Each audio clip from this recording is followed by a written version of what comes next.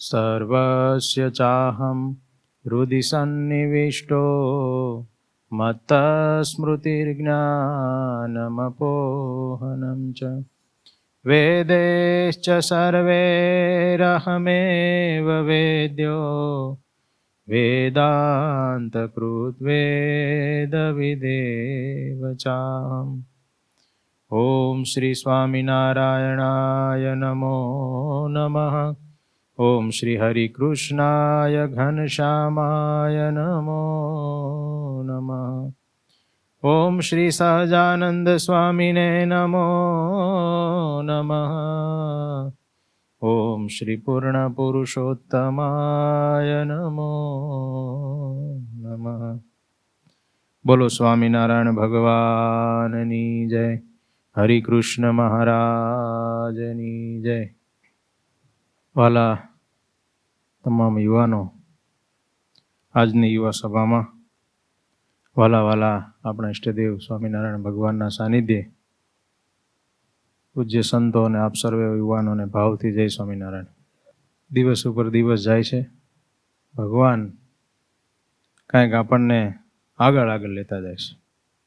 સમાજમાં, જગતમાં જેને ભગવાનનો આશરો નથી એને માટે તો એવું કહેવાય કે કંઈક ને કંઈક મુશ્કેલીઓમાં સામનો કરવો પડતો હોય છે. જ્યારે ભગવાનના આશ્રિતો હોય એને પણ કરવો પડતો હોય છે, પરંતુ એના માટે એક મોટું બળ હોય છે, ભગવાનનું બળ હોય છે. ભગવાનનો આશરો જેને હોય એને બહુ મોટો એક આધાર હોય છે. અને જે કોઈ દેહધારી હોય, પ્રાણી કહેવાય એને. આપણે બધા પણ પ્રાણી કહેવાય, ખબર છે? ખાલી ઢોર પશુ હોય એને જ પ્રાણી એવું નહીં. પ્રાણને ધારી રહ્યા હોય એને બધાને પ્રાણી કહેવાય. તો આપણા શરીરમાં પણ પ્રાણ છે, એ પ્રાણને આપણે ધારી રહેલા છે. આ શરીર ધારી રહેલું છે, સમજાણું? એટલે પ્રાણધારી કહેવાય. આપણે પ્રાણી કહેવાય. તો જે કોઈ દેહધારી છે, જે પ્રાણી છે, એ બધાને માટે આ દેહ એક દિવસ છોડવાનો વારો આવે છે. એ દેહ છોડતા પહેલા જે કામ કરવાનું હોય એના માટેનો અવસર જેને મળે એના પર ભગવાનની કૃપા કહેવાય. તો આપણને ભગવાને એવો ચાન્સ આપ્યો છે, એવી સમજણ આપી છે, એવું અંદરથી બળ આપ્યું છે. જો આપણે બિલકુલ સત્સંગમાં ન હોઈએ, આપણને ખબર પણ ન હોય કે આ દેહ શું, આત્મા શું, ભગવાન શું, અને આપણા આત્માના કલ્યાણનું કામ કરવાનું હોય કે ભગવાનને પામવાનું હોય, ભગવાનના ધામમાં જઈને એક દિવ્ય લોકને આપણે પમાય, એવી કોઈ સમજણ જ ન હોય. આપણે સમાજમાં જોઈએ છીએ, જગતમાં જોઈએ છીએ, નાની નાની બાબતોથી પણ લોકો બહુ દુઃખી હોય છે, બહુ પીડિત હોય છે. અમે બધાને મળતા હોય છે ને, અમને ખબર પડે. અને તમે તો હાવ સમાજમાં રહ્યો છો, વચ્ચે જ રહ્યો છો, એટલે તમને તો પ્રેક્ટિકલ અનુભવ પણ હોય કે કેવું અત્યારે સમાજમાં એક નાની બાબતથી પણ બનતું હોય. જ્યારે સ્વામિનારાયણ ભગવાને આ પૃથ્વી ઉપર 200 વર્ષ પહેલાં પ્રગટ થઈ અને એક જોરદાર મોક્ષનો માર્ગ પ્રવર્તાયો, અને એમાંથી આજ દિવસ સુધીમાં અનંત આત્માઓ દેહને છોડી અને ભગવાનને પામી ગયા. બહુ જ ભગવાનની બહુ મોટી કરુણા કહેવાય. અને એવી લાઈનમાં આપણને ભગવાને લીધા, એટલે આપણા પર ભગવાનનો બહુ મોટો ઉપકાર કહેવાય. આપણે આ દેહ છોડીએ ને પછી આપણને આપણી એમ ભાન તો હોય. આપણે અત્યારે સૂઈ જઈએ અને કેમ આપણને કોઈ પ્રકારનું ભાન નથી, એવું ન હોય. જ્યારે આપણે આ દેહને છોડીએ પછી આપણે જે પોતે આત્મા, એને બધી ખબર પડે કે હું ક્યાં છું. હવે અત્યારે આપણને આમ તો ખબર જ છે ને કે આ પૃથ્વી લોકમાં છું, છે ને? આપણને ખ્યાલ તો છે ને. અને એ ખબર છે કે ગુજરાતમાં ભગવાને મને જન્મ આપ્યો છે. ગુજરાતમાં જે પોતપોતાના ગામડામાં, પછી ત્યાંથી અત્યારે આપણે સુરતમાં છીએ. હાલમાં અત્યારે આપણે સુરતમાં બેઠા છીએ. સ્વામિનારાયણ મંદિર સર્વોપરી ધામ વરિયાવમાં આપણે બેઠા છીએ. ભગવાનની સંતોની સાનિધ્ય આજે યુવા સભામાં બેઠા છે. આપણને ભાન છે ને? એમ જ આ શરીર આપણું છૂટી જાય ને પછી આપણને કોઈક ભાન હશે. અને એ વખતે એ ભાન આપણું કેવું હોય છે એ કોઈ દી આપણે કલ્પના કરી? આપણે આ શરીર છૂટી ગયા પછી અત્યારે જેમ આપણને એક કોઈક ફિલિંગ છે, ધવલ મારું નામ, ભાવેશ મારું નામ, ભલે મારું નામ પંકજ પણ બધા મને પક્કો કહે છે, બરાબર, આ મારું નામ, વિજય મારું નામ, ભલે અલ્પેશ્રી પણ અપ્પુ બધા મને કહે છે, અપ્પુ કાકા, માથું મારું મોટું, બરાબર, મારું ગામ ચોગઠ, પણ હું સુરતમાં રહું છું. એમ આપણને બધી ફિલિંગ છે ને? ખરેખર આ તો હું થોડુંક આમ હળવું કરતો જાઉં, ચોગઠવાળા ઘણા છે એટલે આપણે ચોગઠમાં આવી જાય સાથે. તો આ બધી ફિલિંગ અત્યારે છે કે નહીં? એમ આ શરીર છૂટી ગયા પછી ફિલિંગ શું હોય છે ક્યારેય વિચાર્યું નથી આપણે. આમ ગણીએ તો કોઈક ફિલિંગ તો હશે જ. એટલે ભગવાને એના માટે આપણને એક ચાન્સ આપ્યો છે કે એ આપણી ફિલિંગ એવી હોવી જોઈએ કે ઓહો, એક દિવ્ય દિવ્ય દિવ્ય ભગવાનનું ધામ છે અને ત્યાં ભગવાન પોતે બિરાજે છે, એ ભગવાનની મૂર્તિ, અને એ દિવ્ય મહાસુખમાં હું એકદમ સુખ સુખ સુખ આનંદ આનંદ આનંદ અનુભવું છું. એવી આપણી અનુભૂતિ હોવી જોઈએ. એના માટે આપણે સત્સંગમાં આગળ વધવાનું છે. સમજાણું? પણ એક સામાન્ય માણસ હોય, એક પરિવારમાં રહેતો હોય, અને એને આ દેહ છૂટી જાય પછી એવું પણ કહેવાય છે આપણા શાસ્ત્રોમાં કે આ શરીર છૂટી જાય ને પછી અમુક કલાક સુધી આત્મા છે ને એ શરીરની આજુબાજુ હોય છે, ત્યાં એ ભટકતો હોય છે. ભગવાનના ભક્ત માટે તો એવું નથી, એને ભગવાન આવીને પોતે લઈ જાય છે. પાછું આ ખાલી ઉપજાવેલી સ્ટોરીઓ નથી, સત્ય હકીકત છે. મને હમણાં કોણ કહેતું હતું, લગભગ ધવલભાઈ કહેતું, કોક, હા શૈલેષભાઈ, સરસ. એમ શૈલેષભાઈની એમના દાદીમાની વાત તો બહુ સરસ છે. કોઈક વખત આપણે એમની પાસે કહેવરાવશું અહીંથી કે આજે જ કહી દઈશું, હે પછી કહી દઈશું. બહુ સરસ છે. કઈને ધામમાં ગયેલા આપણા માટે, બોલો, અહીંયા પોતે સાબિતી છે. અને એ નાના હતા એમને જોયેલું. ખરેખર એમની દાદીને બહુ સારી બધી અનુભૂતિ એક દિવસ વર્ણન કરતા હતા કે એમણે કીધેલું કે એ બધું કહેશું આપણે એમની પાસે કહેવરાવશું કે મને આવી રીતે તૈયાર કરી દો ને મને ભગવાન લેવા આવ્યા છે, હું એમની સાથે જાઉં છું. બોલો, આવી સાબિતીઓ આપણા સત્સંગમાં છે. એ ભગવાનના ભક્તો માટે છે, અને ભગવાન ડાયરેક્ટ આવીને લઈ જાય છે. અને આપણે એવી લાઈનમાં આવી જાય છે. ભગવાન આપણા પર એવી મોટી કૃપા કરવાના છે અને એવી કરી જ નાખી છે. હવે આપણે એમની આજ્ઞા અનુસાર, એમની ઉપાસના પ્રમાણે આપણે ચાલ્યું જવાનું છે. બરાબર? હું એક વાત એ કરવા જઈ રહ્યો છું આજે કે એક સામાન્ય પરિવારમાં રહેતો માણસ હોય, એને પણ એક વખત એને પોતાના મૃત્યુની જાણ થાય, અથવા મૃત્યુ પછી કેવી ફિલિંગ હોય, એવી એક મારી સામે એક સરસ વાત આવી છે. આપણે થોડી એના મુદ્દાઓ છે વાંચતા જઈએ. આમ તો એક પ્રકારની સ્ટોરી છે, બહુ સરસ, રસપ્રદ છે. આપણને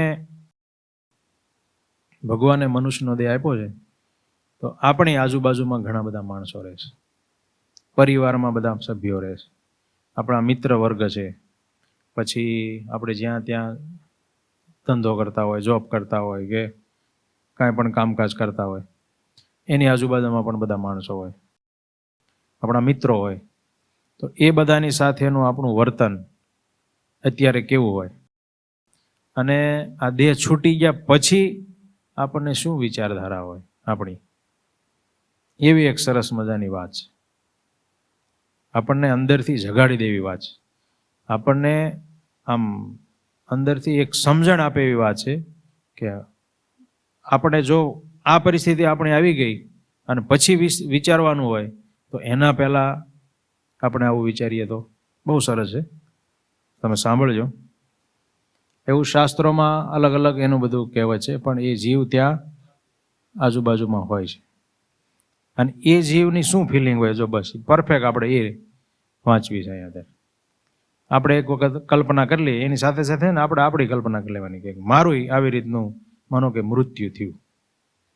કોઈ જગતમાં વાત ન કરે, આ બધી સત્સંગમાં થાય.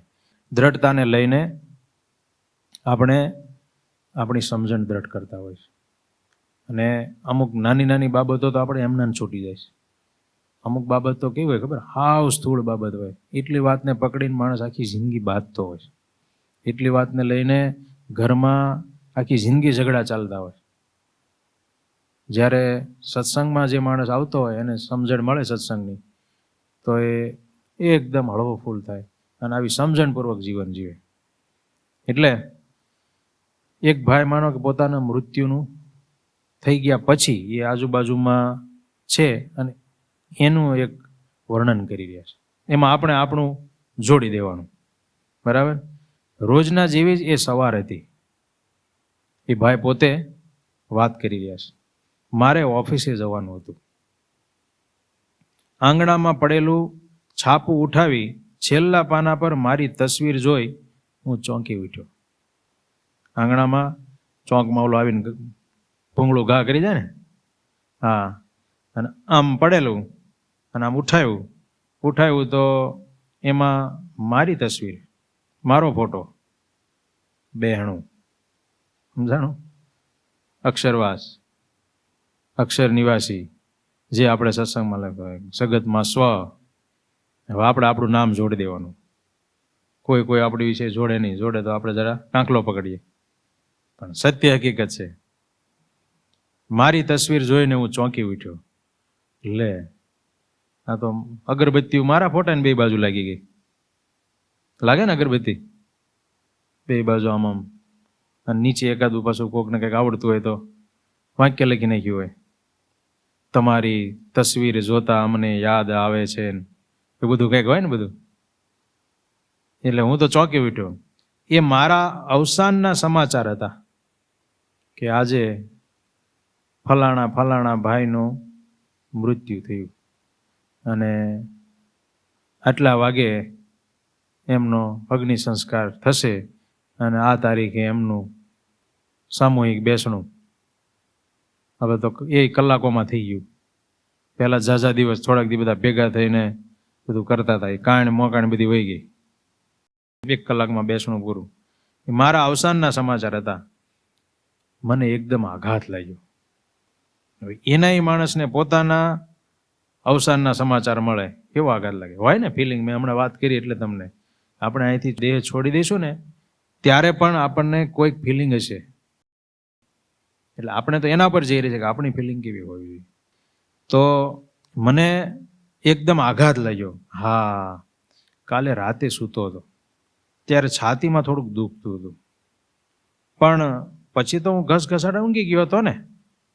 હું ઘડિયાળ તરફ નજર કરું છું, અરે 10 વાગી ગયા, સવારના 10 વાગી ગયા. ઘડિયાળ આમ જોયું એને, કાલે હું સૂઈ ગયો તો, ઊંઘમાં કંઈક થઈ ગયું છે, હવે શું થયું છે? 10 વાગી ગયા. મારો નાસ્તો ક્યાં છે? મારે ઓફિસ જવાનું કેટલું મોડું થઈ ગયું છે. અરે બધા ક્યાં જતા રહ્યા? મારા રૂમની બહાર કેમ બધા ભેગા થયા છે? આવું બધું પોતે વિચારી રહ્યો છે. આટલા બધા લોકો, ચોક્કસ કંઈક ગડબડ લાગે છે. હવે એ પોતે વિચારમાં છે, અવઢવમાં છે. આ શું થયું કંઈ ખબર ન પડી. કોઈક રડી રહ્યા છે, બીજા ચૂપચાપ ઊભા છે. આ બધું દ્રશ્ય હોય ને, ઘરની બહાર હોય આવું, ઘરમાં હોય, બહાર હોય. 2-4 જણા ખભે ફાળિયું નાખીને હોય, માથે ફાળિયું નાખ્યું હોય, ગોઠ્યું હોય, બાંધ્યું હોય. બીજા બહાર બેઠા હોય, બીજી તૈયારીઓ ચાલતી હોય. 1-2 જણા બાઇક લઈને સામાન લેવા ગયા હોય. આપણે આપણું વિચારવાનું છે, કોઈકનું નહીં. એટલે કોઈક રડી રહ્યા છે, કોઈક ચૂપચાપ ઊભા છે. અરે આ શું? મારું શરીર તો ફર્શ પર પડેલું છે. હવે એ પોતે એને બધાને કહેવા માંડે, એ બધા સાંભળો, હું તો અહીંયા છું, એ શરીરમાં નથી. ઓલું શરીર ત્યાં પડ્યું હતું અને આ ભાઈ હવે જુદા છે. આપણે એક દિવસ આવી રીતે હશું. આપણે જેને અત્યારે હું અને મારું માનીએ છીએ ને, જેને મારું નામ માનીએ છીએ આપણે, અને એ નામને આને કોઈ કંઈક કહે તો જરા કંઈક કહે ને તો આપણને એટલું બધું ખોટું લાગી જાય, એટલું બધું આપણને આમ અંદર અઘામું લાગી જાય, એટલું બધું આમ મગજ વયો જાય. અને કોઈ ખાવાનું આપે ન આપે તો આપણને આમ અંદરથી એટલી બધી આમ ઓલી તો દાજ ચડે. જેના માટે આપણે મથીએ છીએ ને એ એક દિવસ આવી રીતે છૂટું પડ્યું છે અને આપણે એકલા એ જોઈ રહ્યા છું આ બધું દ્રશ્ય. અને શરીરથી આપણે બહાર નીકળી જાય છે. એટલે કહે છે કે હું તો અહીં છું, શરીરમાં નથી. ક્યાં કોઈ મને સાંભળે છે? પછી બોલે ને પછી કોઈ ન સંભળાય. આપણે પછી ગમે એટલી રાડું નાખીએ ને, ઘણી બધી રાડું નાખીએ, પણ સૃષ્ટિ બદલાઈ ગઈ આપણા માટે. હવે કોઈ ન સાંભળે. કે આ પાછું ભગવાન એવું કર્યું છે, એ બધું કઈ કરતા હોય બધું દેખાય ને જો સંભળાય પાછું. બોલો કેવી નવીન વાત. જાદુ કહેવાય ને એક પ્રકારનું. હે, આપણે કાંઈ પણ બોલીએ, આત્મા કાંઈ પણ રખડતો ભટકતો એ કાંઈ પણ બોલે, કોઈને કાંઈ ન સંભળાય. ગમે એટલી રાડું નાખે તો ન સંભળાય. અને એ કાંઈ પણ કરતા હોય એ દેખાય, ઓલાને કોઈ દેખાય નહીં કાંઈ. આ ભાઈ અહીંયા બેઠો બેઠો બિચારો બધાને કહી રહ્યો છે, જો સાંભળો સાંભળો, હું ન્યા નથી, હું અહીંયા છું. પણ કે મને ક્યાં કોઈ સાંભળે છે? અલ્યાઓ, હું મર્યો નથી, જો આ રહ્યો, હું આ રહ્યો. એ તો શરીર પડી ગયું, હું મર્યો નથી, હું તો આ રહ્યો. મેં રાડ પાડી, વાત કરતા કરતા મોટી એમ ત્રાડ નાખી કે મને સાંભળો એમ. પણ કોઈએ કશું સાંભળ્યું નહીં. આ આપણી હકીકત છે. આપણે એ વખતે કાંઈ પણ કહેશું પછી કોઈ કાંઈ સાંભળશે નહીં.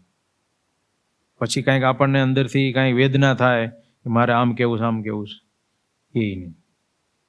કદાચ કોકની સાથે કંઈક માફી માગવાની રહી ગઈ પછી પૂરું. આપણે એમ થાય એક વખત હું માગી લઉં, કે મારે દિલથી માફી માગી લઉં. અગાઉ ખબર પડી જાય ને, તમે જોજો ઘણાને એવી રીતે અગાઉ ખ્યાલ આવી જાય. દવાખાને ગયા હોય ને કંઈક મુશ્કેલી હોય ને અમુક પ્રકારની બીમારી હોય તો એમ થાય કે હવે થોડાક દિવસના મહેમાન છે, હવે લઈ જવાને. પછી આવે એટલે એને ખબર પડી જાય કે હું થોડાક દિવસ છું. એટલે હાવ આમ વર્તન આખું બદલાઈ જાય કે બસ બધાને હાથ જોડે, કાંઈ મારાથી ભૂલ થઈ ગઈ હોય તો રાજી રહેજો, માફ કરજો, હવે તો કાંઈ મારે જવાનું છે, હવે રાજી રહેજો, આમ તેમ. ટૂંકમાં હાવ વાતાવરણ બદલાઈ જાય.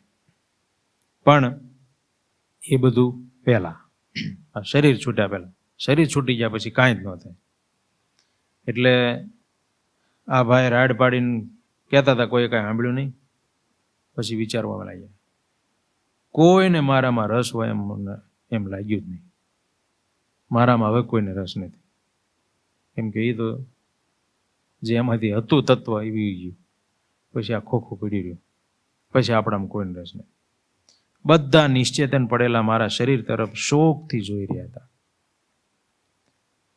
એકદમ નિશ્ચેતન એનું શરીર હતું ને, એના તરફ બધા શોકપૂર્વક જોઈ રહ્યા હતા. તમે વિચાર કરો, કોઈકનું આમ શબ પડ્યું હોય, એના સામે નજર કરે એ માણસ હરખથી જોતો હોય. કેટલી આમ આખી વિચારધારા બધી બદલાઈ જાય ને, ગમે એવો માણસ હોય તો એને અમે એવી રીતે જોઈ રહ્યા હતા બધા. હું ફરીને સુવાના ઓરડામાં ગયો. મારો જે સુવાનો ઓરડો હતો ને ત્યાં ફરી વાર ગયો. મેં મારી જાતને પૂછ્યું, શું હું ખરેખર મરી ગયો છું? આ રીતે મારું શરીર પડ્યું છે, બધા રડી રહ્યા છે, આજુબાજુમાં બધા બહાર ઊભા થઈ ગયા છે, બધા ભેગા થયા છે. આ બધું ખરેખર હું ખરેખર મરી ગયો છું? મારી પત્ની, મારું બાળક, મારા મા બાપ, મારા મિત્રો બધા ક્યાં છે? રૂમમાં જઈને પાછો મેં વિચાર્યું. હું બાજુના ઓરડામાં ગયો, પાછા બાજુના ઓરડામાં ગયો. એટલે આત્મા છે ને આ રીતે આમ બધું જોયા કરે. બધા ત્યાં રડી રહ્યા હતા, એકાબીજીને આશ્વાસન આપી રહ્યા હતા. હશે હવે જે થયું. આ લોકનો એવો નિયમ છે, કુદરતનો નિયમ છે, ભગવાનની હાથમાં દોરી છે. એ જ્યારે ખેંચી લે ત્યારે ખેંચાઈ જાય. આપણે બધા શાંતિ રાખો, ધીરજ રાખો, આમ કાંઈ પણ અમે બધા સાથે છીએ, આપણે બધા સાથે રહીને આમ કરશું તેમ કરશું. એકાબીજીને આશ્વાસન આપી રહ્યા હતા. મારી પત્ની સૌથી વધારે આક્રંદ કરી રહી હતી, કેમ કે જે ઉંમર નાની હતી, નાના નાના બાળકો હતા, એને દુઃખ હોય. તેને સૌથી વધારે દુઃખ થતું હોય એમ મને જણાણું. આને વધારે દુઃખ લાગે છે કેમ કે બહુ રડી રહી હતી. એક બાજુ મારો નાનકડો એવો એકદમ નાનો એવો દીકરો હતો, એને આ શું થઈ રહ્યું છે એને કાંઈ સમજણ જ નહોતી પડતી. હું થયું છે કાંઈ ખબર જ નહોતી, કેમ કે હાવ નાનો, કાંઈ સમજાય જ નહીં એવી વસ્તુ. એવું મને લાગ્યું. પણ એની માં રડી રહી હતી એટલે એ પણ એને હારે હારે રડતો હોય એવું લાગ્યું.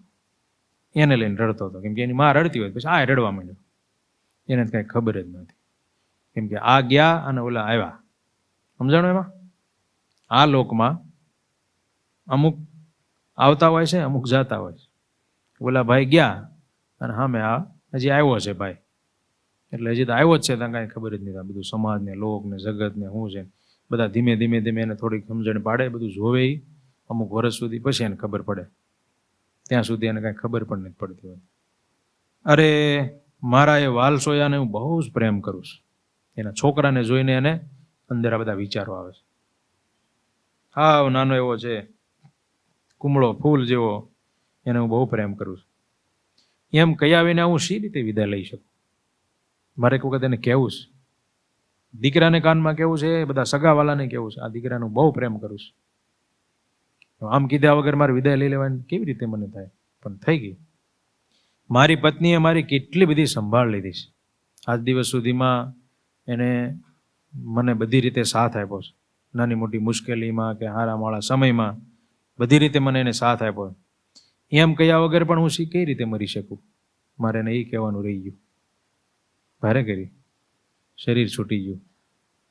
ઊંઘમાં કાંઈક ખબર નહીં શું થયું, છાતીમાં દુખાવો થયો, ક્યાંક થયું, થોડુંક છાતીમાં દુખતું હતું, અચાનક શરીર છૂટી ગયું. ભારે કરી, આ બધું મારે કહેવાનું રહી ગયું. એક વાર તો હું એને કહી દઉં કે હું તને ખૂબ ચાહું છું, તને તારી સાથે હું ઘણો પ્રેમ કરું છું. મને એક વખત એનો કહેવાનો ચાન્સ મળી જાય. અરે મારા માતા પિતાને એકવાર કહી દઉં કે હું જે કાંઈ પણ હતો એમના કારણે જ હતો. મારા મિત્રો વિના મેં મારા જીવનમાં ઘણી ભૂલી કરી નાખી હોત. મિત્રોએ મને ઘણી જગ્યાએ ભૂલ થતા અટકાવ્યો.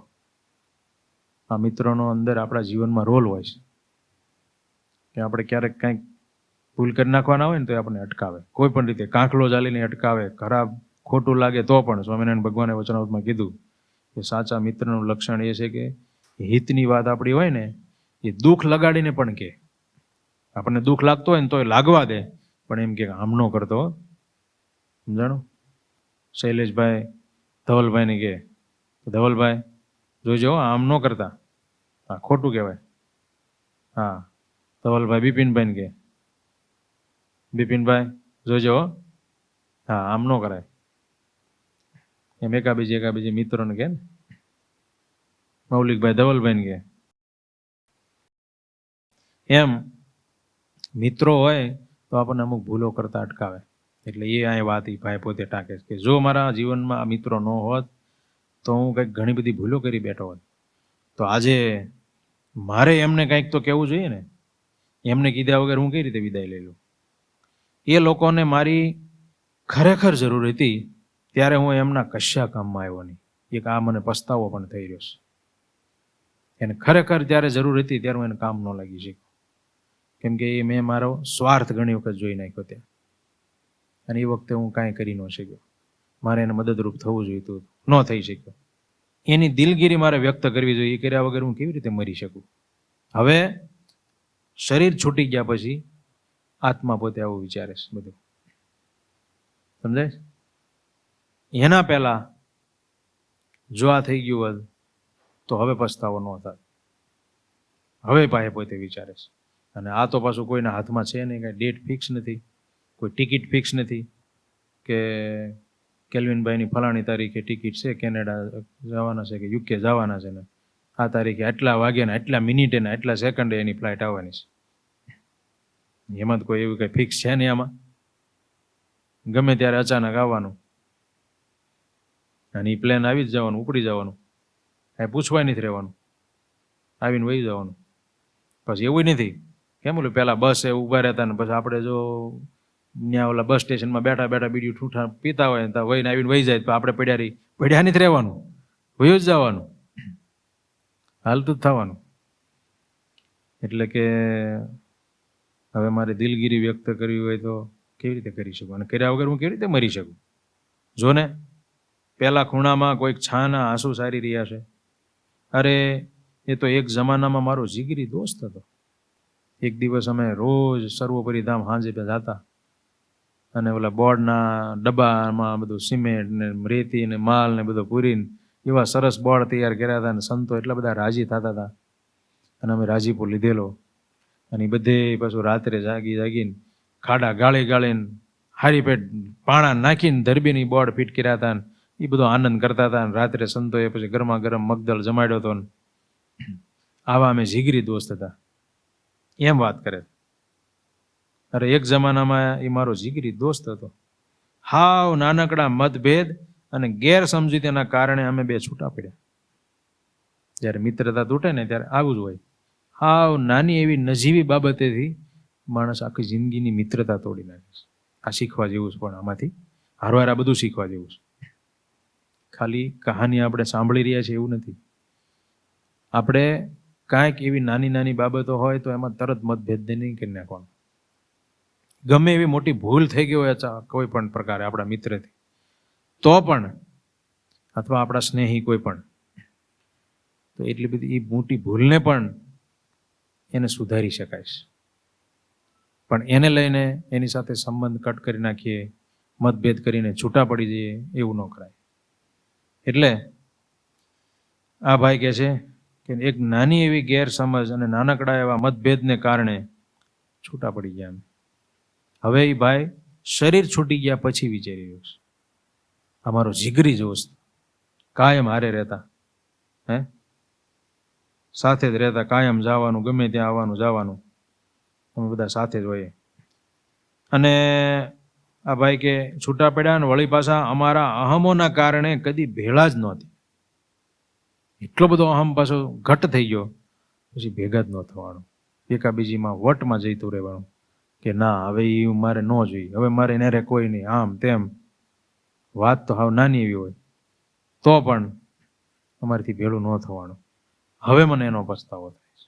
શરીર છૂટી ગયા પછી શરીર પડ્યું જાય, એની આજુબાજુમાં અમુક લોકો રડી રહ્યા છે, અમુક લોકો બહાર ચૂપચાપ ઊભા છે, આમ શોકની નજરેથી આમ જોઈ રહ્યા છે, અને બધી પાછળ બધી તૈયારી થઈ રહી છે. ત્યારે હવે મને વિચાર આવે છે કે આ જીગરી દોસ્તને મેં ખાલી બસ આટલી એવા નજીવી બાબતમાં એને હારે મેં આવો મોટો ઝઘડો કરી નાખ્યો.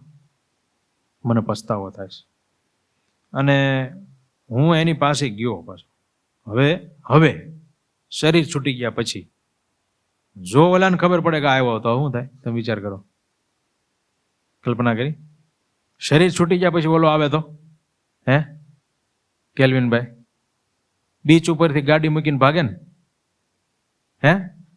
આપણે છે ને હમણાંની તાજી કહાની. બોલો કેટલા દિવસ સુધી કોમામ રહ્યા? 10 દિવસ સુધી કોમામ રહ્યા. એ ભાઈ નહીં હો, એના મિત્ર. ખબર પડી કે આ શરીર છૂટી ગયા પછીનું કોઈક વ્યક્તિ અહીં છે એમ. હમણાં બની ગયું તાજેતરમાં, ફોટામાં કેદ થઈ ગયું. બોલો પછી ખબર પડી કે આ તો કોઈક બીજું છે.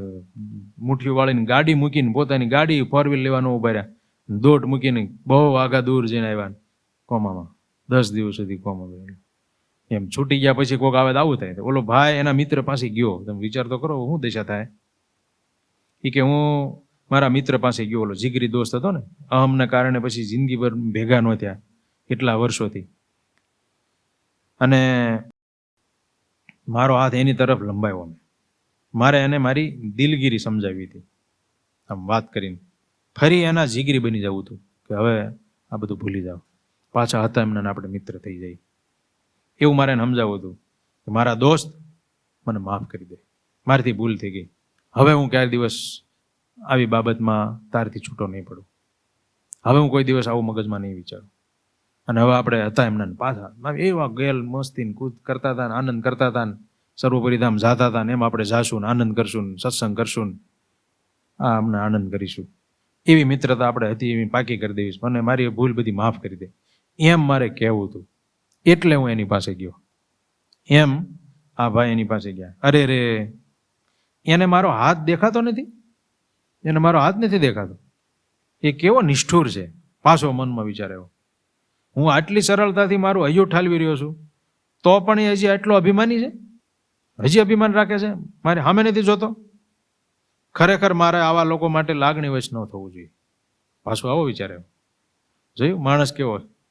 પણ 1 સેકન્ડ, કદાચ એને મારો હાથ નહીં દેખાતો હોય, એને મારો હાથ નહીં દેખાતો એવું લાગે છે.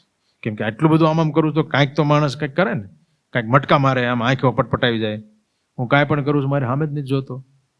અભિમાની નહીં હોય, અહંકારી નહીં હોય, કદાચ મારો હાથ જ ન દેખાતો હોય, બિચારો કેવી રીતે મને જવાબ આપે? ઘણી વખત આવું થાય.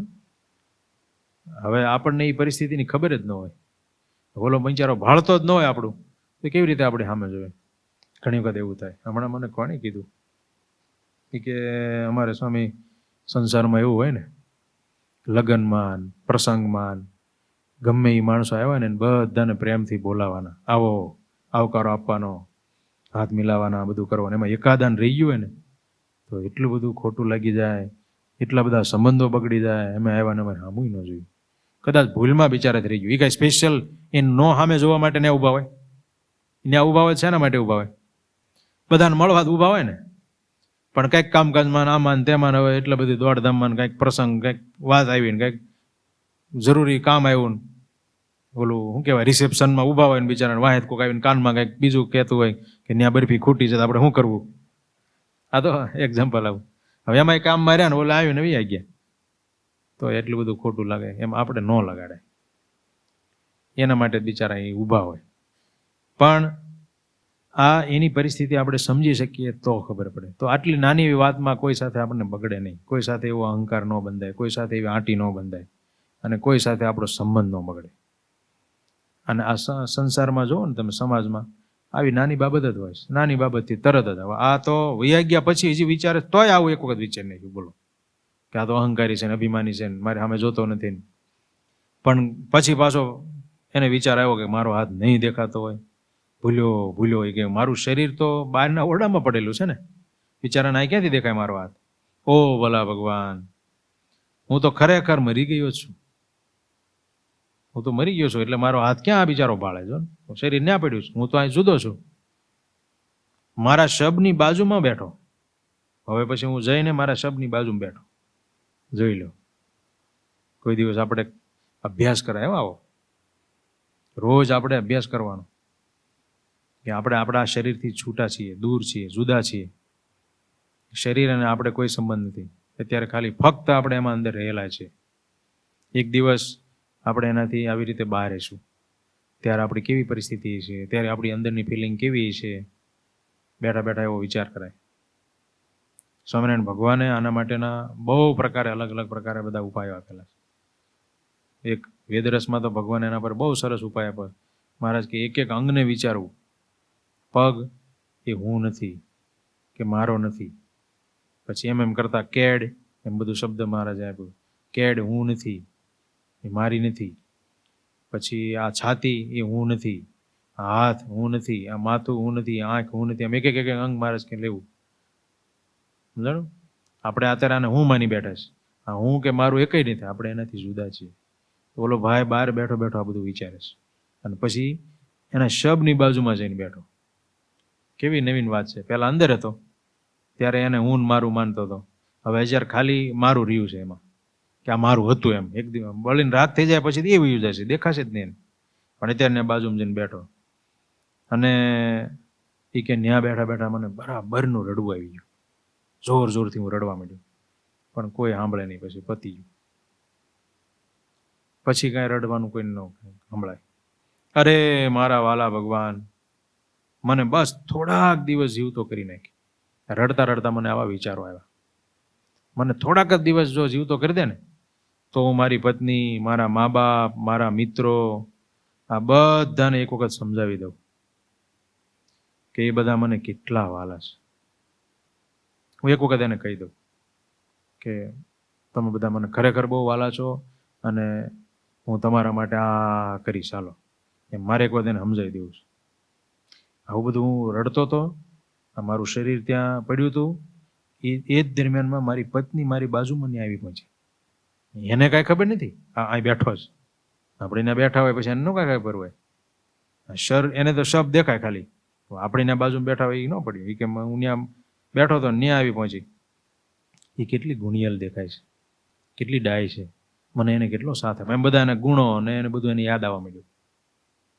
હું આમ એને ભાળીને તરત બરાડી ઉઠું છું. કે અલી એ તું ખરેખર ડાય છે, ગુણિયલ છો, તે મને ખૂબ સાથ આપ્યો. એમ બધું ટૂંકમાં એને કહેવા માંડ્યું.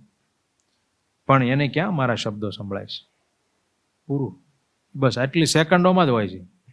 આપણું બધું સંભળાતું બંધ થઈ જાય, એને કાંઈ સંભળાતું નથી. મેં કદી એને એવા શબ્દો પ્રેમથી કહ્યા હતા ખરા?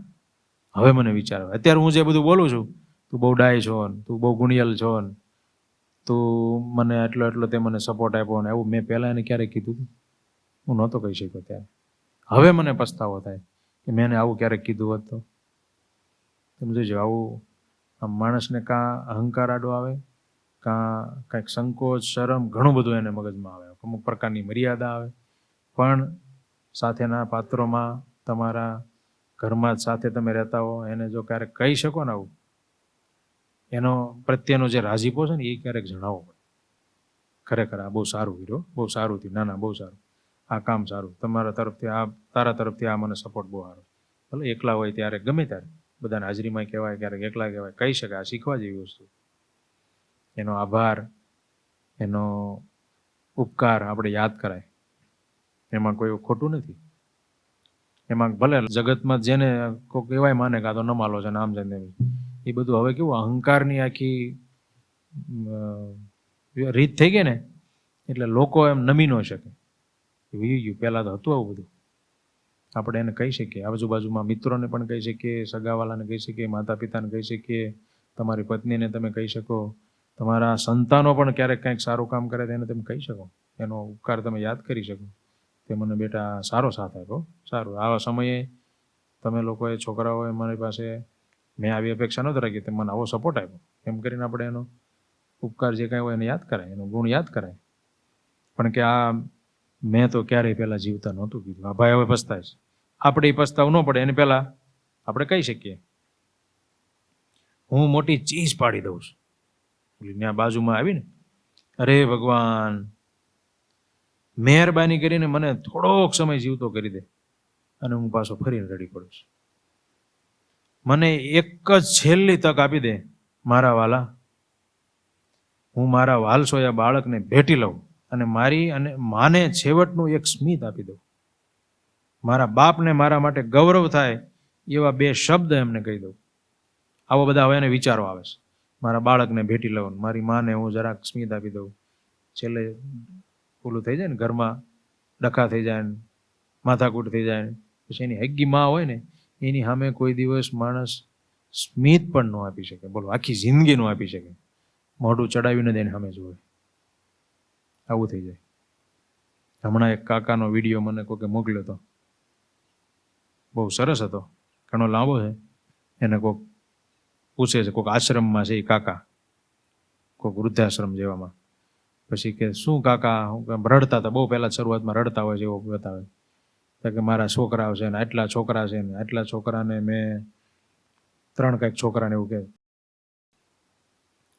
કે મેં મારા જિંદગીના બધી કમાણી, બધી જે કાંઈ હતી બધી એને આપી દીધી, 3 ને 25 લાખ આપ્યા ને, પછી કે ઘર બર બધું હતું ને, તોય મેં મારો ઘર વેચીને મેં એને બધાને સુખી થાય એના માટે કરી દીધા ને, મેં કાંઈ મારી પાસે લાંબા રાખ્યા નહીં. છેવટે 3 વારા કર્યા ને, એક છોકરો લઈ ગયો ને પછી બીજાને ત્યાં જવાનું હતું, તા કે બોલો નાનો કે તમે જાઓ હવે મોટાને, ત્યાં કે ભાઈ લેવા આવે ત્યારે જાઓ ને, તો કે તમે કયો એને, તો કે હું થોડો કહું કે એ તો આવે ને, આવ્યો નહીં, કાંઈ ફોન ન કર્યો ને કાંઈ વાતે ન કરીને, પછી કે હું નીકળી ગયો બહાર. અને પછી કાંઈક કોઈક જગ્યાએ જઈને થોડાક દી રોકાણો, પછી એક સ્વામિનારાયણના મંદિરમાં ગયો, કે પછી ત્યાં થોડાક મહિના રોકાણો, ત્યાં ભગવાનની સેવા પૂજા કરી, પછી પાછો ત્યાં આશ્રમમાં આવ્યો. એમ કરીને બિચારા કાકા રડતા હતા, મેં મારી બધી જિંદગીની કમાણી આપી દીધી. મેં કોઈ દી એવું નહોતું કલ્પના કરી કે હવે પૈસા મને એમ કે મારે શું કરવા છે, મેં બધા આપી દીધા. પૈસાને લઈને ડખો છે કે બધા આપી દીધા હતા, હવે કાંઈ મને હાચવતા નથી કે, એને વારા કરે છે ને આવી રીતે મને હેરાન કરે છે ને, આમ છે ને તેમ છે ને. હવે આ તો આખો સમાજ એવો.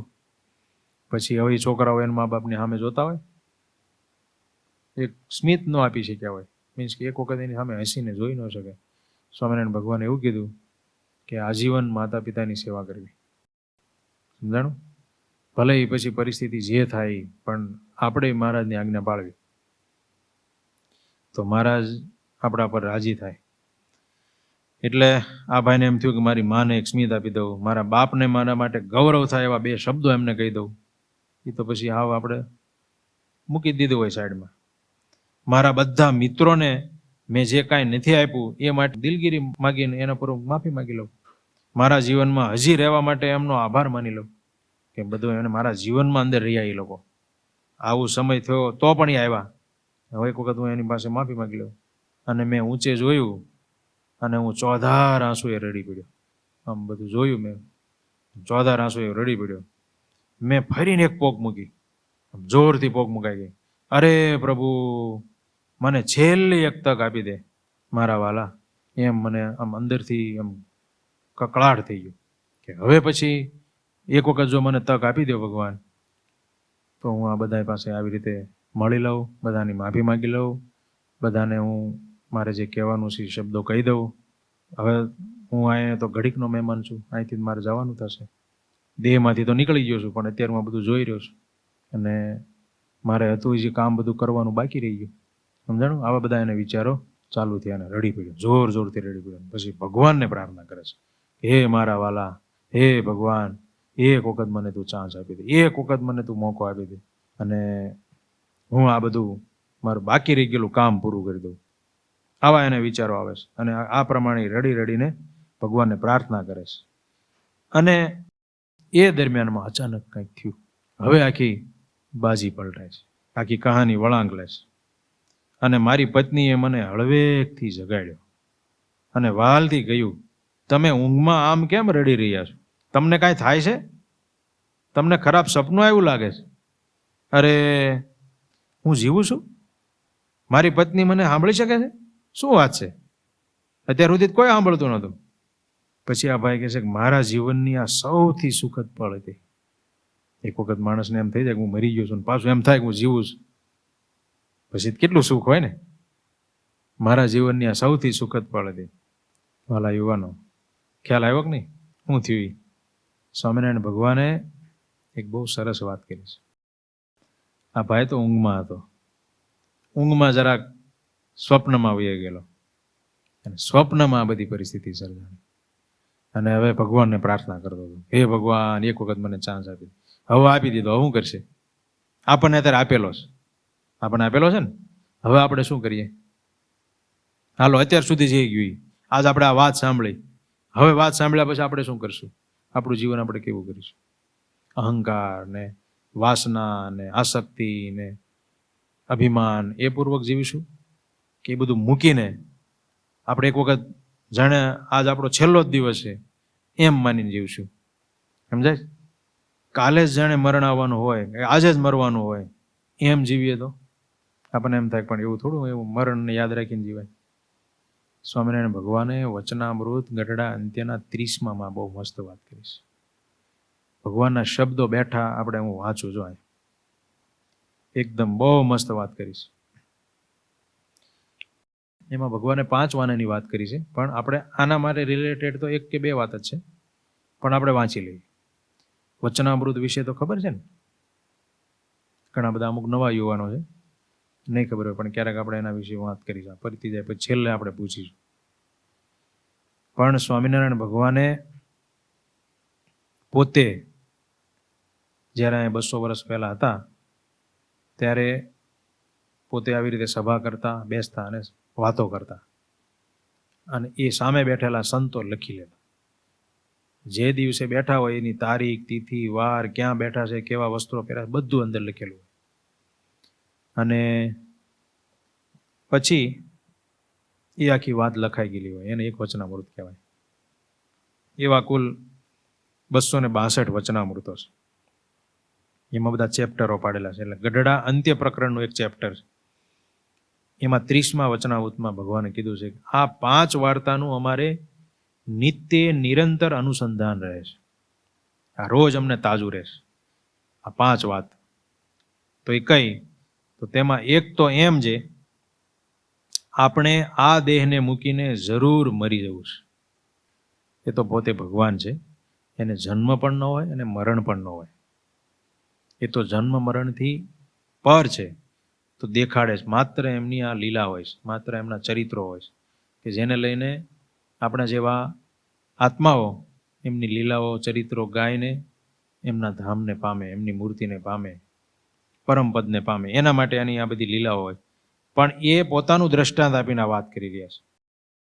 એટલે ભગવાન કહે છે કે એમાં એક તો એમ આ દેહને મૂકીને જરૂર મરી જવું છે ને તેનો વિલંબ નથી જણાતો. આમ આપણે તો નક્કી કરીને બેઠા છે ને કે હજી તો આપણે બહુ વાર છે, હજી તો આપણે ગઢા થશું ને પછી જશું. આપણે કાંઈ 129 વર્ષના ન થાય હે, પછી કદાચ હાલો 100 વર્ષના આપણે નક્કી કર્યા, આપણે 100 વર્ષ પછી જઈશું. એવું કાંઈ કોઈનું નક્કી નહીં. ભગવાન ના પાડે છે એમ ન રખાય. આ ઘડીએ આ દિવસે આ પળે તમારે જવાનું છે એમ ભગવાન કે એમ રાખવું જોઈએ, એનો વિલંબ ન રખાય. એ તો એમ જ નિશ્ચય જણાય છે જે આ ઘડી આ ક્ષણમાં આપણે મરવું છે. હમણાં આપણે વાત કરીએ ને કે આ અમારા માટે છેલ્લો દિવસ એમ માનીને આપણે જીવીએ તો આપણને છે ને અંદરથી અમુક પ્રકારની જે આમ છે ને અહંકાર ને અભિમાન ને જે બધી વૃત્તિઓ છે ને, બીજા પ્રત્યેનો વટ ને ખાર ને આ બધું ભૂલી જાય. રિયલમાં જો આપણને મને તો કે ખરેખર આપણું કાંઈ નક્કી નથી, કોઈ ટિકિટ નથી, કોઈ ફિક્સ ટિકિટ એમ કે એટલા વર્ષ પછી જ એ તો ગમે ત્યારે ફાટવાની. જો એમ ખબર હોય ને તો આપણે બહુ આમ એકદમ વિનમ્ર રહીએ, ગુણિયલ રહીએ, બધાની સાથે હાથ જોડતા અને હળતા મળતા અને બધાને પ્રેમ હૂંફ આપતા એવા રહીએ, અને એમાં ફાયદો છે. એટલે ભગવાન કહે છે કે નિશ્ચય એમ જ છે કે આ ઘડીને આ ક્ષણમાં મરવું છે ને સુખ દુઃખ રાજીપો કુરાજીપો સર્વ ક્રિયામાં એવી રીતે વર્તે છે. આપણે બહુ સુખી હોઈએ ને તો આ બધું ભૂલી જવાય. થોડાક પૈસા ભગવાન આપણને આપે, તેજી બેજી આવી જાય, રિયલ વાળા ન હાલતું હોય ને આપણે હોઈએ શેમાં સીવીડીમાં હોય અને સીવીડીમાં ધમધોકાર હાલતું હોય ને ત્યારે આ બધું ભૂલી જાય. અને પછી આમ રોપ ને પાવર ને ઘેરે પાવર હાલે ને બારે પાવર હાલે ને બધે પાવર. સમજાણું? ભગવાન કહે છે અમને સુખમાં આમ રહેશે અને દુઃખમાં રહેશે. દુઃખમાં ક્યારેક આપણને યાદ આવે એમ તો હે ભગવાન આમ તેમ બધું, પણ મહારાજ કે અમને સુખમાં આમ રહેશે ને દુઃખમાં આમ રહેશે. કોઈક આપણા પર મહારાજે કીધું કે રાજીપો અને કુરાજીપો આમાંય આમ રહેશે. મીન્સ કે આપણા પર કોઈક રાજી થાય ને વખાણે ને બે શબ્દો આમ કરે ને સન્માન કરે ને કોઈક બોલાવે ને ચલાવે ને આમ આપણી બોલબાલા થતી હોય ને આપણું નામ બોલાય ને દેશ લેવલે ને દુનિયા લેવલે આપણું નામ ગુંજતું હોય ને ત્યારે આ બધું કાંઈ યાદ ન રહે. પણ ભગવાન કે અમને એમાં યાદ રહેશે, રાજીપામાં રહેશે ને કુરાજીપો સર્વ ક્રિયામાં આમ વર્તે છે. સમજાણું? બહુ દુઃખ આવે ને ત્યારે તો પછી આપણને એમ થાય કે હવે હાલું કાંઈ આમાં જીવવામાં રસ નથી, ત્યારે થોડુંક યાદ આવે. પણ સુખ આવે ત્યારે બધું ભૂલાય. પણ ભગવાન કે ના, ત્યારે ન ભૂલાય. એનું કારણ છે કે અચાનક આ છોડી દેવાનું જ થાય છે આપણે.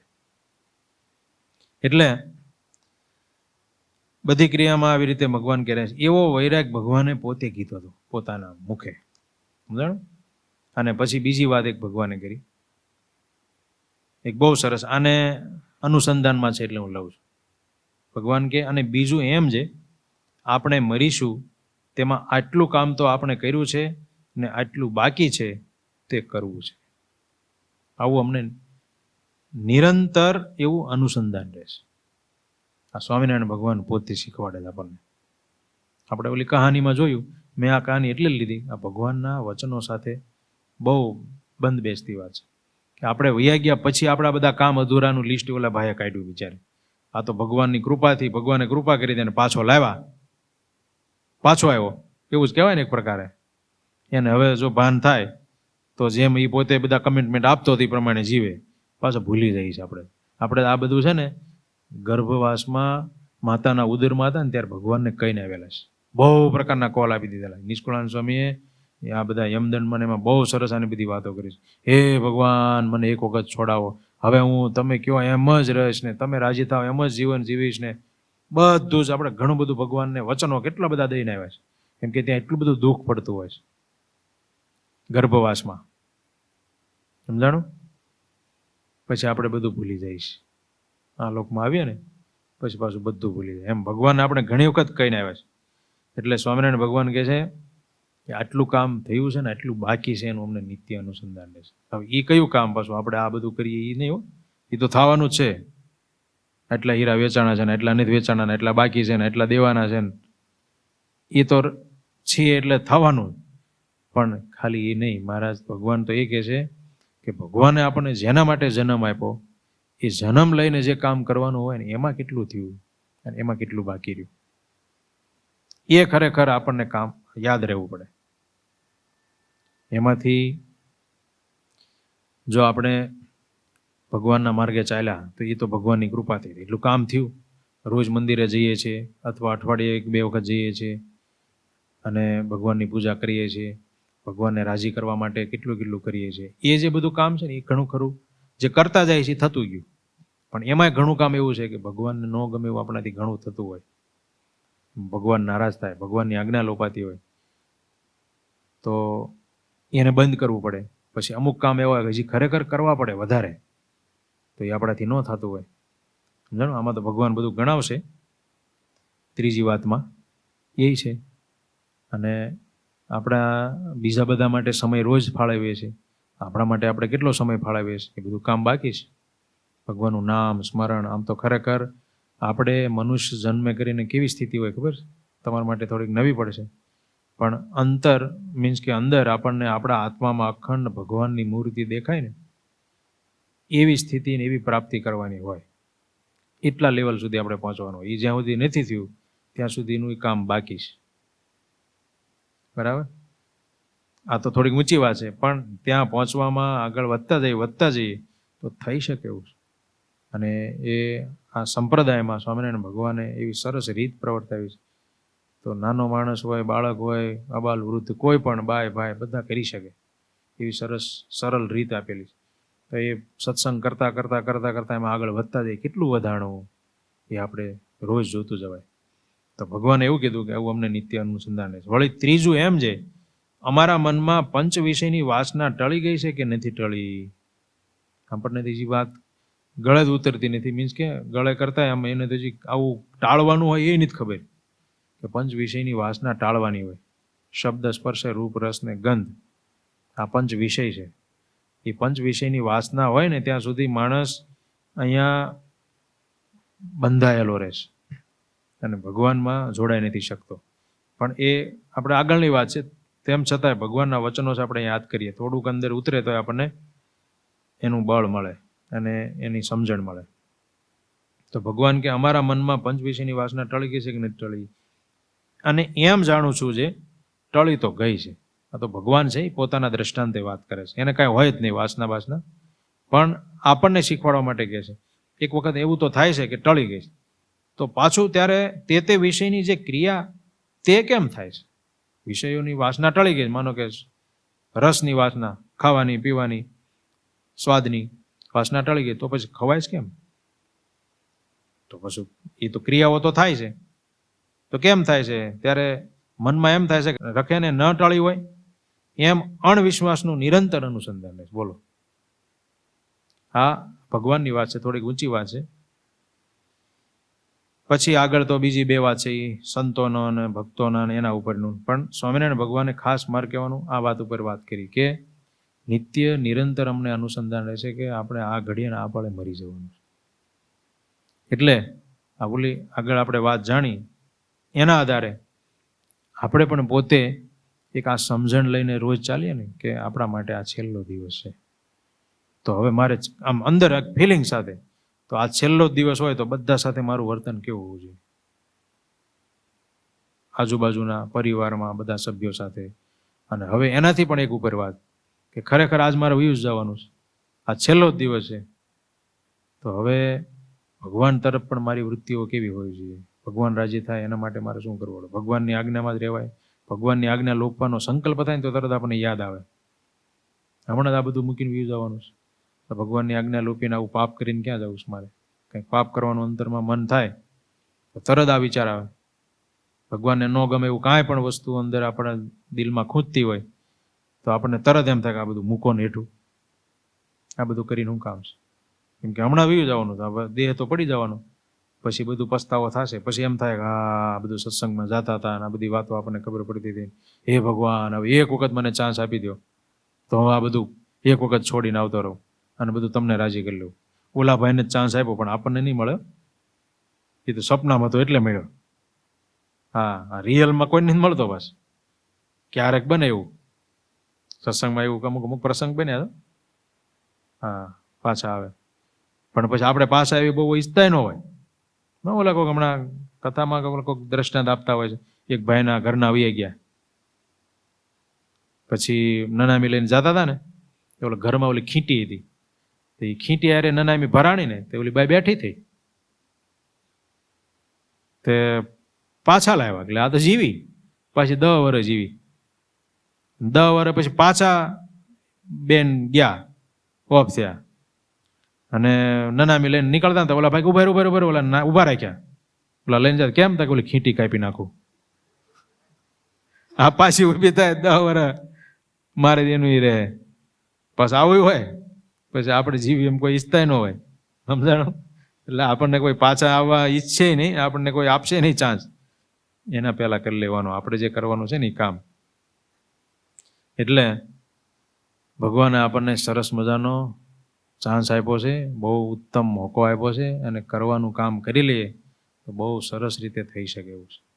એટલે આમાં સમય આપવાનો. તેમ છતાંય આ બધા તમે યુવાનો બેઠા, હું બહુ રાજી થયો. ઘણા બધા યુવાનો આજ તમે બધા આવ્યા, અને દર મંગળવારે યુવા સભાનો લાભ. એટલી ઠંડી બંડી માથાકૂટ બધી હોય તોય અહીંયા પછી અંધારું, રોડે હારો નહીં બહુ. અહીંથી અંદર રિંગ રોડ સુધી તો વાંધો નથી, પણ અંદર આવવાનું થોડુંક આમ વાતાવરણ એવું, તો પણ તમે ખપ રાખી ખટકો રાખીને આવી જાઓ છો. અમુક અમારા બિપિનભાઈ જેવા બધાને યાદી અપાવી દેશ, હાલો બધા એમ બધા આવો છો, મિત્રોને લેતા આવો છો, બહુ સારું. રવિવારે પાછા આવો. અવારનવાર ઘણા બધા તો લગભગ ઘણા તો રોજે આવનારા છે અમારા કલ્પેશભાઈ પાટીદાર ને બધા ઘણા બધા ભક્તો. નાની મોટી સેવા હોય ત્યાં પાછા આવી જાઓ, ધવલભાઈ ને બધા. એટલે એમ આપણે ઘણું બધું કરી રહ્યા છીએ. તેમ છતાંય ભગવાને આપણને આ જે અનુસંધાન આપ્યું વચનામૃતમાં, એ અનુસંધાન રાખીને આપણે એમાં આગળ વધતા જવું છે. અંદરથી હવે બળ રાખવું. આપણે એવું ન રાખવું કે આ તો બધું મારાથી ન થાય. ના, બધું જ થઈ શકે. ભગવાને એવું કીધું, કાળા માથાળો માનવી ધારે તે કરી શકે. સમજાણું? આપણાથી બધું જ શક્ય છે, બધી જ વસ્તુ શક્ય છે. જે કરવું એ થઈ શકે, જે વસ્તુ છોડવી હોય છૂટી શકે, અને જે વસ્તુ અપનાવી હોય સ્વીકારવી એ બધી સ્વીકારીને અપનાવી પણ શકીએ. એ બધું જ થઈ શકે છે. ભગવાનનો આપણને સાથ છે, ભગવાન આપણી સાથે છે, એમણે બધું કહી દીધેલું છે. એટલે આપણે હવે થોડું એમાં ધ્યાન આપવું, અને આપણને આ બધા પસ્તાવાઓ ન થાય એના માટે એક પસ્તાવો જે હતા ને એમાંથી આપણે શીખવાનું કે મારે હવે આવું કોઈ સાથે નથી કરવું, મારે કોઈ સાથે, ઘરના સભ્યો સાથે આવું નથી કરવું, મિત્રો સાથે આવું નથી કરવું, ભગવાનની આજ્ઞા બહાર આવી રીતે કાંઈ નથી કરવું. એમ અંદરથી આપણે એક વસ્તુને, આ તો થોડાક સેમ્પલના હતા, આવી ઘણી બધી બાબતો હોય કે જે આપણને ભવિષ્યમાં પછી પસ્તાવો કરાવે. એ વસ્તુ મૂકી દેવાની, સમજણપૂર્વક ચાલવાનું.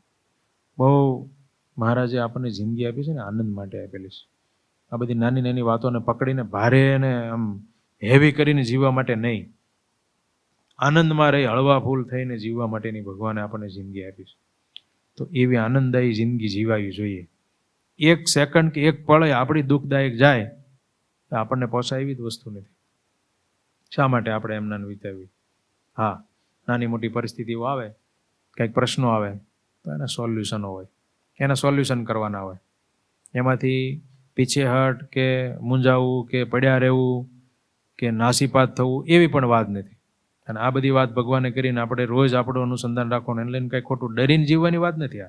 આ તો ખરેખર જો આપણે આ રીતે જીવીએ તો બહુ આપણે આનંદથી જીવીએ, હળવા ફૂલ થઈને જીવીએ. આપણને એમ જ થાય કે આ બધું હવે એક દિવસ પડ્યું જવાનું છે ને, રહેવાનું છે ને, બધાને હારે ક્યાં આપણે આમ કરવું, સંબંધ બગાડવાનું, કોઈને હારે આમ કરવું, બોલવું, આમ કરવું, અથવા ભગવાનની આજ્ઞા બહાર આપણે લેવા જીવવું. શાંતિથી ભગવાન કેમ કરીએ ને આનંદથી જીવીએ નહીં, આપણને આમ અંદરથી હળવાશ રહે, ભારે ન થઈ જાય.